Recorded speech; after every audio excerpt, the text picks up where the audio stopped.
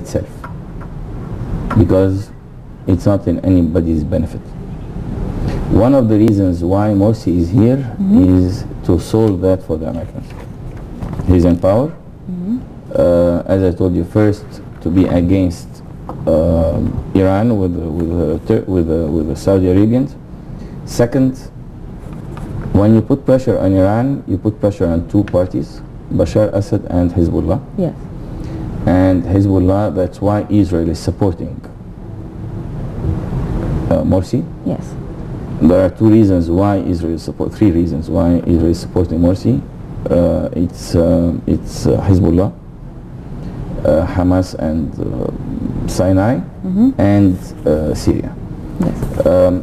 One of the major parties against Bashar are the Muslim Brotherhood, and with the ties between the Muslim Brotherhood here and in Syria, the Americans are aiming, and behind them the Israelis, of course, to solve the problem in the benefit of America and Israel, not Egypt, of course, or the Syrians.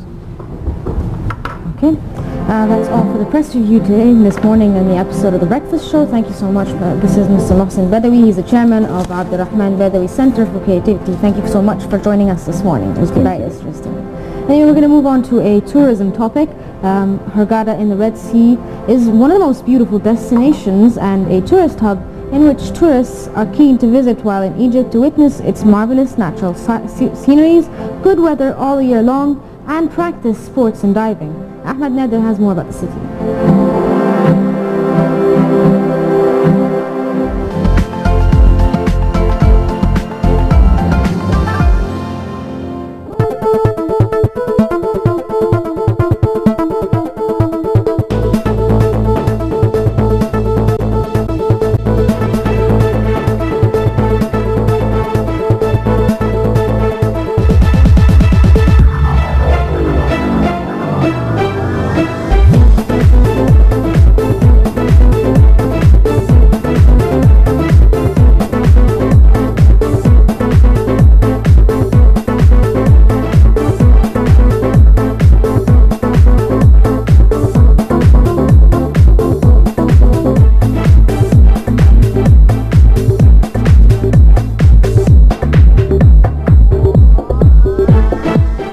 So we now know more about the beautiful city of Hurghada, the beautiful beaches, the terrific sunshine, the good hospitality of the people, and there's nothing left to know more about except the cuisine, all the types of food that are being presented for the tourists here. So we'll take a look and we'll be right back with you.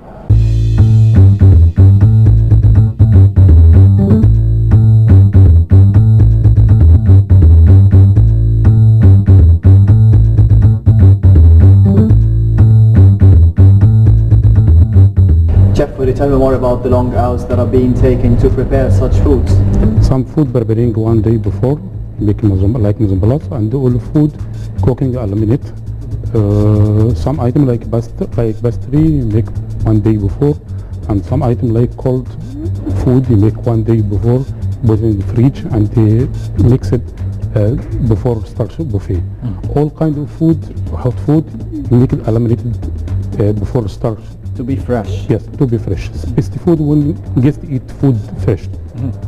So how many people or how many chefs are needed to prepare these foods? يعني for different between some departments because all not the same يعني some not all working on the same type yes of in the food. same time no some work in cold kitchen, some work in pastry, and all not one time. So what are the favorite types of food that are being requested or asked by the tourists here in the restaurant? A lot of guests like Oriental food and some time the same food in like country. Some German needed the same food, Italian also needed Italian food, but all included all you like Oriental food. Because they come from Europe and so they need a different type of cuisine or different types of food. Yes, yes. Which is the Egyptian one. Yes, you like Egyptian food because you visit now in Egyptian, you like and you know what's food for in Egypt.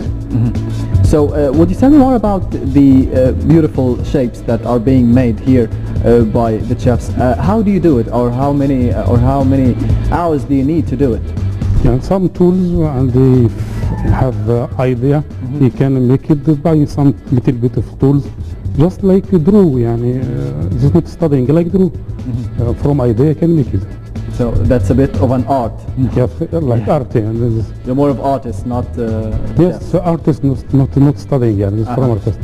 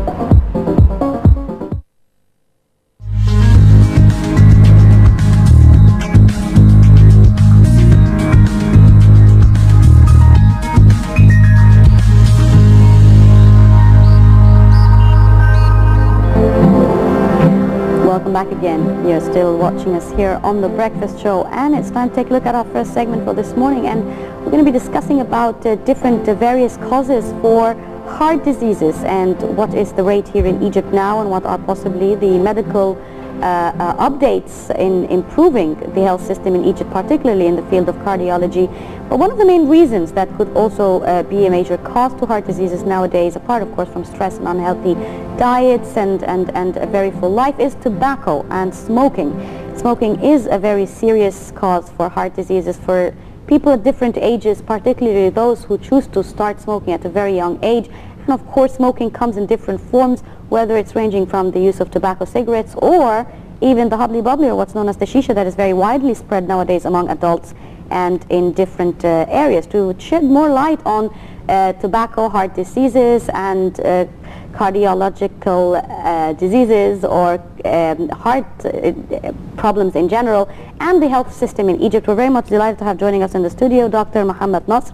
He's a professor of cardiac surgery at Imbaba National Heart Institute. Good morning. Thank you for joining. Good morning. How are you doing today? You're fine, all right? thank you. Yes, my heart is fine today. Yeah. Well, in the beginning, you know, that smokers in Egypt seem to be on the increase. They're not actually decreasing. According to a 2009 statistic, there's about 20 million smokers in Egypt. So what should these 20 million people in Egypt expect? I mean, what kind of risks are they facing from smoking?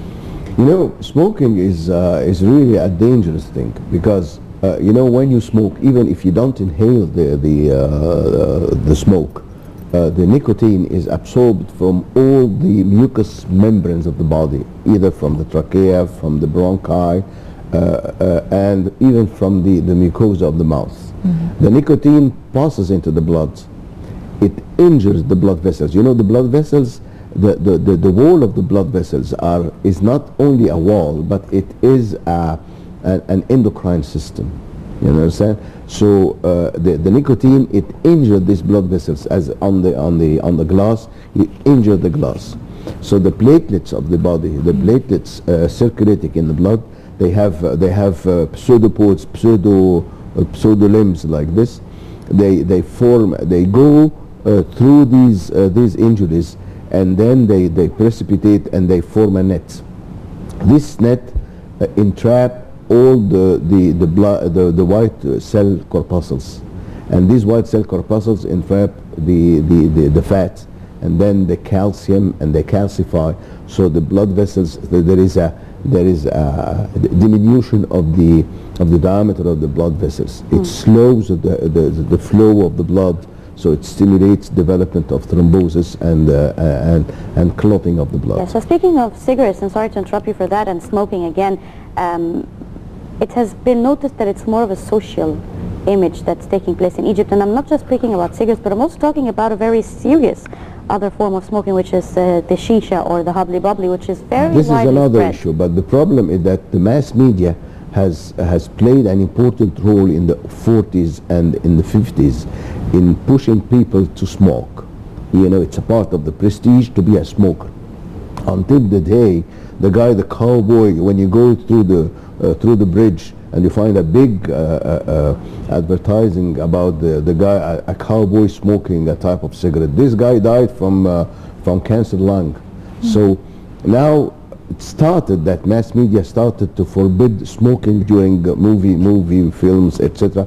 So not to give bad example to the new generations. Anyhow, now it's when you see a lady smoking, it's a sign of